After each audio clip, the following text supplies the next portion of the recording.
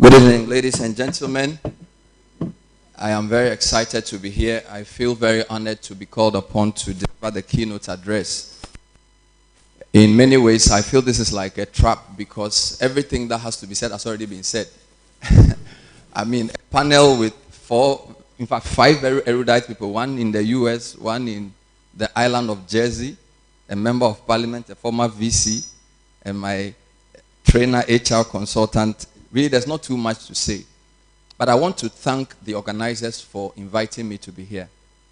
In 2015, I remember coming to a small room opposite Sasakawa to come and speak to about 30 people. And they called it WIWIK. At the time, Bernard Tewia was in level 400 or so. 7 years down the line, I'm told we are 2,000. That means we've multiplied by over 50 times. And if you needed any evidence that you are in a world-class institution, this event is it. Because he's not only brought a former VC and your current MP, but he's live streaming across the world. And the evidence of the leadership is that the man is not even here.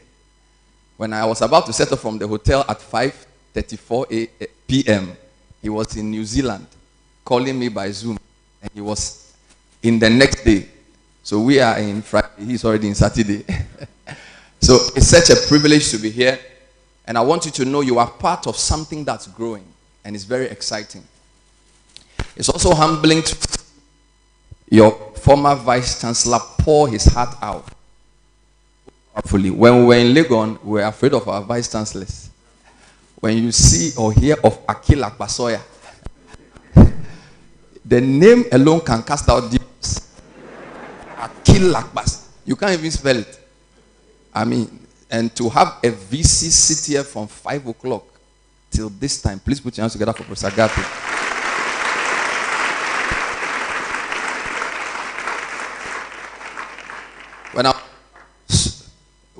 It was very difficult to get an MP to come for an event. This is between 2000 and I know that the is more difficult now than it was in those days.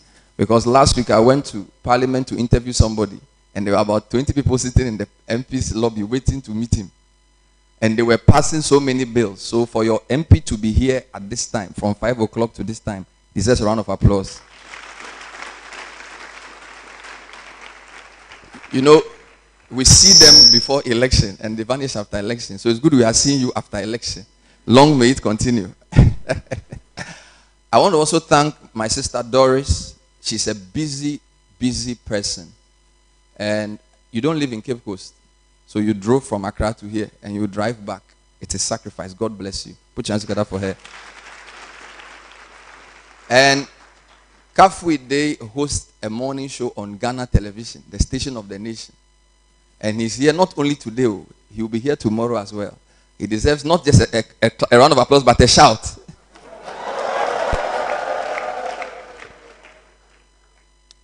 So enough has been said about self-leadership. So I don't really want to talk about that today. So what I would do is to give you the 9 vital features of leadership as I understand it. Then I will talk about the times we are in. Because a man who does not know his time is like a fish caught in an evil net. That's Ecclesiastes. So no matter how excellent you are, you must understand the times. The Bible says the men of Issachar, they had understanding of the times. And they knew what Israel ought to do. And therefore their brethren were at their command. So you must understand the salience of the time. So understanding the time is not just knowing that it is 8:39. That is Chronos time. You must also understand the importance of being a student at UCC in 2021. Then we'll talk about 2 legs to develop strong leadership. And I hope to do that in less than 15 minutes because we've heard a lot. Listening to the panelists, I made some notes. I told the organizer I can't come with a prepared speech because by the time I finish, all my apple is gone. So when they were writing, I was rather writing my apple Does that make sense? So sometimes you can prepare a nice speech, then the people will come and say everything, then your speech is just looking for. Most of what I will say here are things I observe as I listen to the stories. Professor Gatti, the MP, Kafui, the lady on the Zoom, Henry Baye, and Bernard. So not be original. I'm capturing them in a way that will give you something to remember. Leadership is a concept. Its definition is influence. Leadership is a concept. Its definition is influence. That's point number one. I'll come back to it. Point number two. Leadership is a key. Or leadership is a door. Leadership is a door. Its key is priorities. Let me start again. Leadership is a concept. It's defined as... Bernard is in New Zealand. He had a dream 2014. Sold it in 2015. 2021, he's not here. We are here. Influence. So influence is not about being in a place. It's about the power to cause a change. Never forget that. So a leader is not just somebody with post.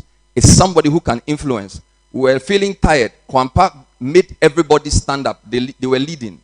Because they noticed that the room was getting dull. Whether you are VC or MP, you danced. That's leadership. So leadership is influence. Nothing more, nothing less. In developing yourself, don't aim just for post. Think of your power to influence. Very important. Leadership is a concept. It's defined as influence. Number two, leadership is a door. And the key to it is priorities. Leadership is a door. To be an effective leader, you cannot do everything. If you listen to what we're saying, somebody wanted him to be a doctor. He preferred business. You don't become a leader by doing more things. You become a leader by doing fewer things. Effectiveness is not busyness. So the higher you go in a company, the fewer the things you do. That is not to say you should be lazy. It means the key to being effective is understanding priority. We are talking about self-leadership. So leadership is a door. And if you don't understand how to prioritize, you cannot be an effective leader. Number three, leadership is a meal. It's a meal. It's a preparation. It's a mix. It's like something I cooked last week on TV. Rice, onion, oil. Angwamu. Leadership is a mixture. Its most important ingredient is integrity. Leadership is a preparation. Its most important ingredient is not salt. It's integrity. Integrity. The root word is integer. Latin is an integer as against fraction. A fraction is two numbers. 1/2 is a fraction. -1 is an integer. It's a whole number. So the most important aspect of leadership is integrity. We don't have a Bernard on radio versus a Bernard in Medina and a Bernard in his house. If Bernard says we don't lie, he doesn't lie on air, he can't lie in the house, he can't lie to you. He's one person. He is not boiling at 1 degree in the house and 10 degrees on radio. So the most important ingredient in leadership is integrity. And I'll explain why that's important in this time. Number 4, leadership is a race. Leadership is a race. What gives you an edge is attitude. Leadership is a race. What gives you an edge is attitude. Before I came here, I was on a Vodafone skills panel. And the chief was HR officer, Ashiokai. She said they interviewed some people and one guy was so great. But when they finished the interview, the best candidate, they asked the candidate, do you have any question for us? The candidate said, I don't have a question. But I want to tell you guys at Vodafone that you have to learn to work on your network because your network is very bad. I mean, the guy answered all the questions. He had everything. But his posture and attitude denied him the job. So leadership is a race. It's attitude. Am I making sense? So it's not about how smart you are. Your attitude can deny you. Number 5, leadership is a treasure. Leadership is a treasure. It's not cheap. Leadership is not cheap. Its price tag is called sacrifice. Its price tag is called sacrifice. When I was running for JCL Secretary of Legon Hall, I walked from room 1 to room 508, or the last room in all the blocks. We did it about 5 times. Explain the same point to everybody. You can ask Honorable the places and villages he has gone to, the funerals he has attended, the school fees he has paid, the banku he has had to cook just to get here. Leadership is a treasure. It's not cheap. The price tag is sacrifice. There are times he will send text to his kids that do your homework. I won't come home today because I'm meeting constituents and the candidate is coming. It cost him something to get there.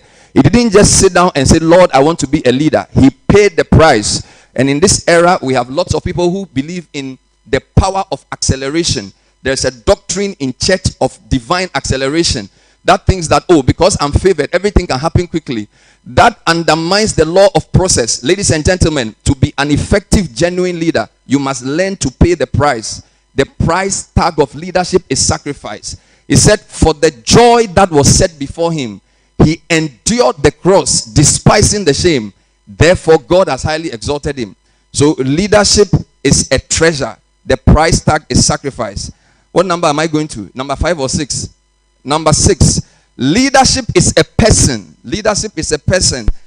Its most important quality is vision. Leadership is a person. Its most important quality is vision. That means that what makes leadership is vision. A leader is a person in front. Now, if you are in front of a trotro, when I was in Medina, when I'm taking a Trotsky to circle, I time the front, because me per front, and sometimes they say one front because some policeman has come, and sometimes the second front, you are sitting on an engine, is hot. But the advantage of front is that 2 things: you see before everybody else sees. That's vision. You see what people don't see. Now, what makes VC different from a normal lecturer is when a student comes to VC and complains, VC can see something about an institutional problem. A student may be complaining about a difficult exam, but a VC will see a systemic problem where he sees, makes him see different things. So leadership is about vision. So a leader sees what others don't see, and a leader sees before everybody else sees. Am I making sense? So leadership is a person, and its most indispensable quality is vision. Vision. Now, you must have a vision for your life. Now, if you don't have a vision for your life, everywhere the destination. Am I making sense? So, let's go through. Number 1, leadership is a concept. Its definition is what? Number 2, leadership is a door. The key to it is what? What was number 3? Leadership is a preparation or a meal. What is its most important ingredient? Number 4, leadership is a race. What is its? Number 5, leadership is a person. No, number 5. Leadership is a treasure. Its price tag is what? Number 6, leadership is a person. What is its indispensable quality? Let's go to number 7. I'm giving you 9. I'll run through quickly. Number 7, leadership is a reward. The quickest way to gain it is solving a problem. Leadership is a reward. The quickest way to gain it is solving a problem. There are times we are looking for somebody to do some work. The person who does the sacrifice gains the reward. Sometimes in choosing your children for reward, look at Jacob and Esau. The one who solved the man's hunger problem got the blessing. I'm not endorsing cheating, but the one who solved his hunger problem is the one who got the reward. Am I making sense? We are looking for problem solvers, not just problem analysts. Are we together? So that's why people will line up in front of leaders' offices asking for school fees. I'm not endorsing that. But if you're a leader, you must own problems and solve them. You can't say, oh, before you become in government, oh, the government is bad. Then when you become, so the people are bad. You say, oh, the people, they are lazy. The attitude is bad. Fix the car. Fix the, do that. You must own the problem. So leadership is a reward. Quickest way to gain it is solving a problem. Number 8, or is it number 7? Leadership is an odyssey. An odyssey. An odyssey is an eventful journey, sometimes filled with risks. Leadership is an odyssey, and the ultimate test at the end of the odyssey is positive change. That's leadership. It's an odyssey. It's not a straight line. It's complicated. It's like going from a trail. You are on an adventure island trying to solve many problems. What determines who succeeds is whether you bring positive change. Then the last point is what Doris said. Leadership is an enigma. Leadership is an enigma. You know why? Leadership is an enigma. It's an enigma because the most difficult person to lead is the one trying to lead. That's what Doris said, John Maxwell. Leadership is an enigma. The most difficult person to lead is yourself. So all the things I'm saying, and you are writing and thinking about what you do as a politician, what you do as a master. If you can't lead yourself, you have not started your leadership journey. If you can't lead yourself, you have not started your leadership journey. Now, how do you lead yourself? You must understand the times you are in and the demands of the time. The Bible says in 2 Timothy 3, that this know also, that in the last days, terrible times shall come. Now, I'm not a prophet of doom, but I want to say to you that the Legon or the UCC you attended today is a more difficult place than the Legon your father attended. I went to Legon in 2000. My father went in 1973. He was in the Kwafu Hall. There were only 2 in a room. And they used to serve them in the Kwafu Hall dining hall to eat rice. When I went to Legon, we were 4 in the outer room, 1 in the inner room. And each of the 4 had a pitcher. So we were 8 in the outer. The inner room had a pitcher. So my father's 2 became my 10. The dining hall he was eating in, we were praying there. It had become a church. It's a different era. We were eating at Commonwealth Hall under some tree. So the whole fork and knife thing was thrown out of the window. This was a different era. Now, I can't behave as if I'm in my father's era at Legon. Now, it doesn't necessarily mean that I'll be a worse person, because it is in the fires of affliction that character is formed. So sometimes the more disadvantaged we are, the more precarious our situation. I mean, look at us. We are wearing masks. How many of our forefathers wore masks in a lecture hall? How many of them had to contend with the kind of strikes we are contending with? I mean, we were driving here. My driver was saying, how come the students are walking so far out of campus? Don't they have hostels? I said, I don't know. They are walking somewhere to look for a place. When in the 70s, I'm sure it was 1 man, 1 bed. Now we don't have 1 man, 1 bed. So it's a more difficult time. And to make matters worse, when I wrote my WASI in the year 1998, the whole candidature in my school were around 400. When I go to Presec today, there are over 1,500 students. I was at Swesco last week to speak to them. The whole school is 4,500. That means that for my 400, so the finalists were about 1,000. So if I am contending with 399 people for job, this person is contending with 999. So these are difficult times. It's a time characterized by lack of opportunity. And now people are saying, well, these youth, they are not hardworking. If you listen to our adults, oh, the young people, they are not serious. But they forget that we are in very difficult times. Now, the times you are in is encapsulated by a very interesting parable. Now, in 1870, Alexander Graham Bell invented the telephone, the landline.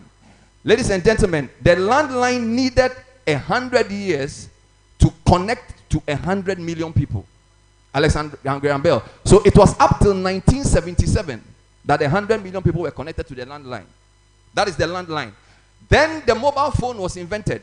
What took the landline 100 years to connect 100 million people, the mobile phone needed only 15 years to do that in the 70s. So by the late 90s, over 100 million people were already on, getting into 2000. So the mobile phone gained 85 years on the landline. Now look at the internet. The internet needed 7.5 years to reach 100 million people. That means he's slashing down the time by another half. So what took Alexander Graham Bell 100 years, internet needed only 7.5 years. Now those of you who have phones, who play Candy Crush on Facebook, Candy Crush needed just 1 year to connect to 100,000 people. What does it mean? Even though these are difficult times, we are competing with more people, and there will be more competition for the job. It also means we can do a whole lot more. Because in those days, to learn anything, you have to be in a classroom. But today, if you have a good internet connection, you can learn how to code in your own room. So what took some people 100 years can take us a year if we will understand the times and apply ourselves. So I define our times by the word see. We are in COVID times, that's true. We are also in contentious times because of all the different struggles. Look at Afghanistan, look at the identity crisis. But ladies and gentlemen, we are also in condensed time. It means that you can do a whole lot more within the pressures that we are in. So whereas your parents had probably an easier time, I'm not saying everything around them was easy, because some of them work for long kilometers, but the competition makes your life very precarious. I know when I live here, some people call me and say I want to do internship at City, because the only chance they may get to meet a general manager of any company is in this hall. Whereas if you graduated in the 80s or 90s, once you have a first or second upper, Unilever or Bank of Ghana is looking for you. It's no longer the same. But that is not a call for despair. Cometh the hour, cometh the man. What that means is that the more difficult the time, the more thorough the man that is prepared. So I want to end by giving you two cues. For you to be influential in the last days, in these times we are in, you need to have two very important ingredients. The first one, I call it capacity. I call it what? Capacity. Not capacity, but capacity. Capacity. Your ability. What makes the internet or what makes the computer more powerful than a calculator is capacity. It's called processing power. It means a lot more can happen now. Why? Because we are in the era of the network.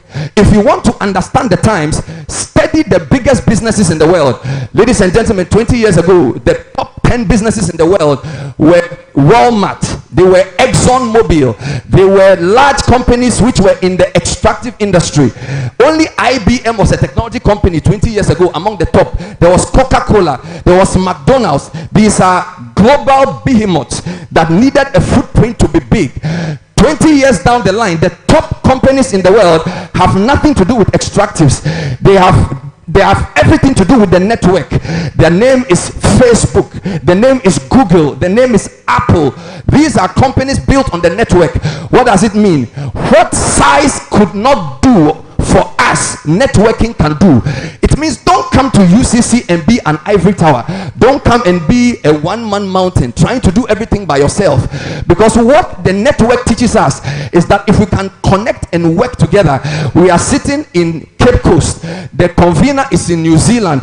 One of the keynote speakers is in the US. And somebody is from the island of Jersey. And we had a sensible conversation. We must learn from what we are seeing. It means that you must begin to understand networking.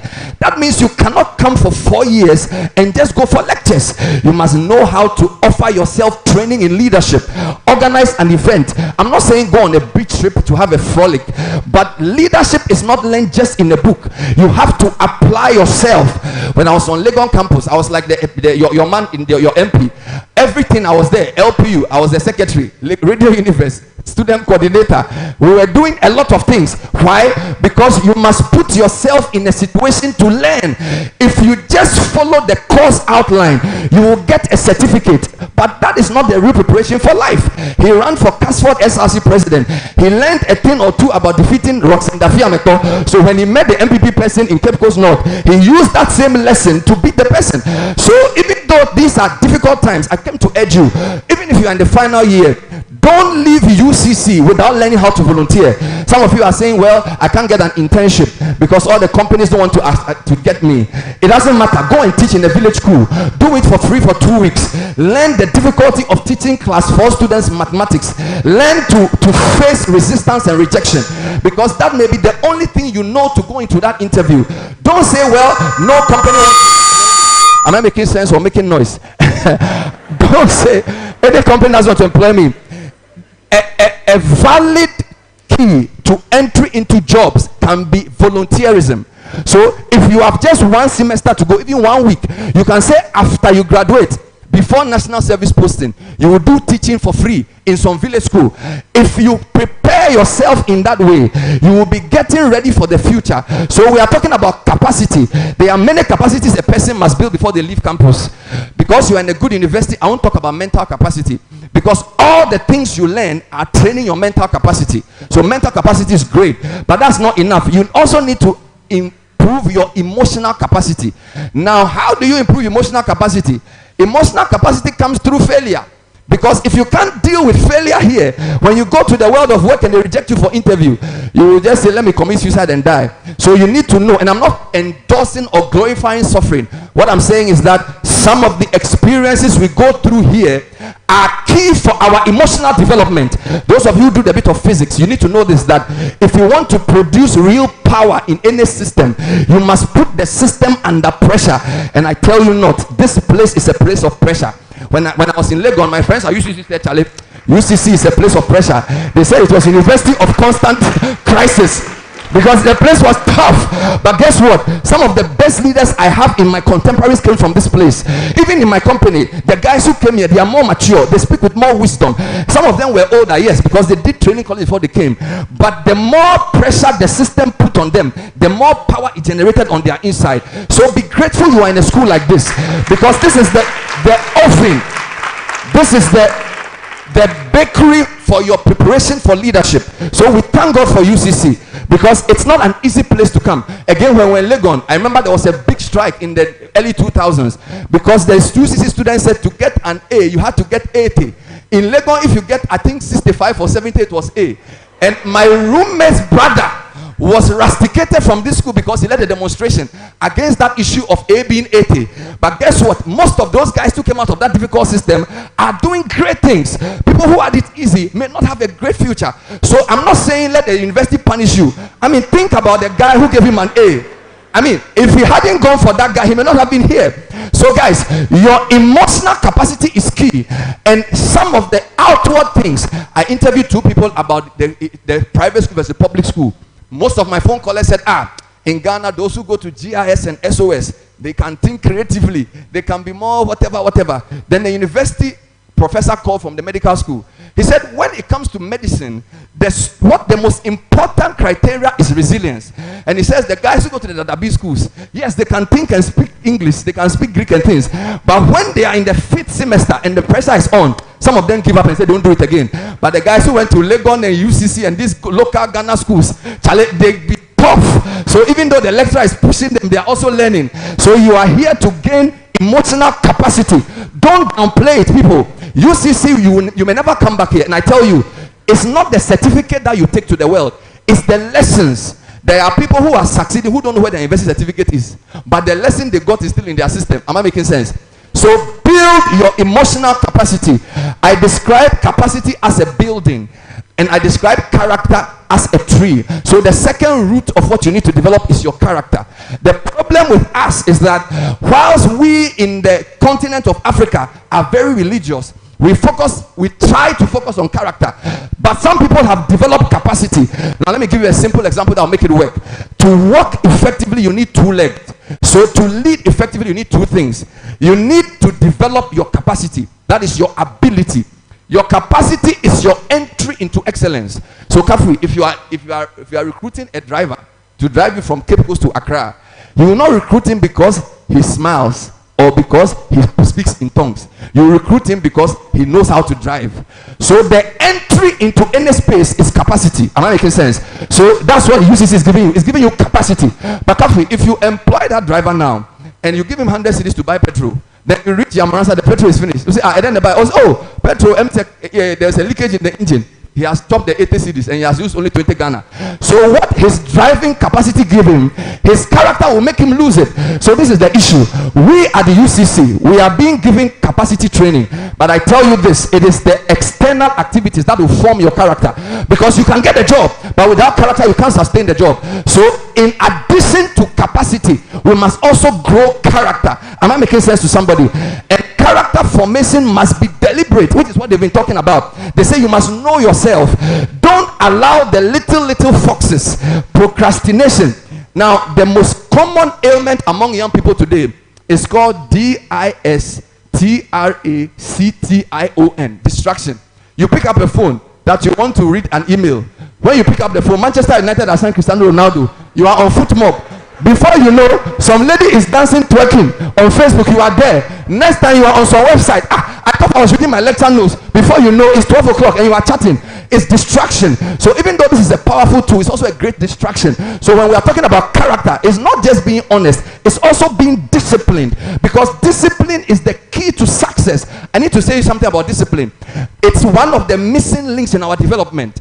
If you study development, countries that have developed, from Singapore, I'm talking of the countries that came in our era, Singapore, South Korea, China, a lot of them, they imposed a certain regime of discipline. And I'm not saying let's go back to military rule, but trust me, a disorderly, indisciplined people cannot be economically successful. Check it. So even in the Western world, which is very free, society is very structured. There are speed cameras everywhere. The way you drive on Accra, Cape Coast, you can't drive like that to London, Birmingham. They will catch you. You will not see a policeman asking for bribe, but they will write a letter to you, and it will be deducted from your direct debit. Ask MP, he will tell you. So we cannot develop as a nation if we hate discipline. And I want to say this in closing, that the most important quality we need in this era is discipline, because that is the soul of an army. That is what makes us stand out, because there's so much lawlessness in our societies. Young people are raising their voice against authorities, and they are not learning the constraints of discipline. And without discipline, we are not going anywhere. Now, we are not all going to do military service. In some countries, before you are 21, you must be a soldier. So in Israel, before you become any citizen in any capacity, you must go to 1 year of military training. There's a place for that, because there's so much indiscipline in this country, and there's so much indiscipline among us. And indiscipline is not just the way we talk, even the way we arrange our time, because discipline is also the judicious use of time, energy, and resources. So if you can't use your time, you waste your energy. And if you can't use your energy properly, you dissipate resources. So one of the reasons why we waste resources is because we are indisciplined. And so please, this generation has many crises. Our children are looking up to you to help them. But you must allow the fires of UCC to shape you into a disciplined person. That is the best way to lead yourself. It's not about just getting a position. If you can control your desires, if you can manage your time and subject yourself to discipline, I came to announce to you that the future we will create is better than the present we enjoy.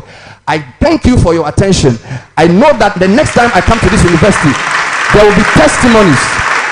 UCC is going to produce some of the greatest leaders in this country. And the numbers we see here, and the discipline of all of you in mask. I've been to places where by the time it's 20 minutes, Obi in mask, people are walking around. Look at the order. It tells you there's something going on which is good. We don't need to put it all out there for people to see. Trust me, you will miss this day one day. So let's not just condemn the leadership. There's something going on which is good. For you to sit from 5 to almost 9 p.m. without complaining for you want to drink water, it tells me something has been placed in you. So it gives me hope. The final thing I'll say, you cannot save a generation that you are mentored by. So our children who are internet generation, they are all learning online. Ask Afri. We who will help them must discipline ourselves. If every time you go home, you are using your phone, your child also sees you using the phone. If you want to help your child, because the internet is what they know, you must learn to take yourself out of that system. Am I making sense? Because otherwise, you will become a victim of what you condemn. So, technology is great, guys. But let me tell you, it is a big danger for us. Because in as much as it gives us opportunity, it's also our biggest threat. But I know you are wise. And I know God will help us. I want to thank the organizers one more time. Thank you very much for your time. I'll leave it here. God bless you. Long live UCC.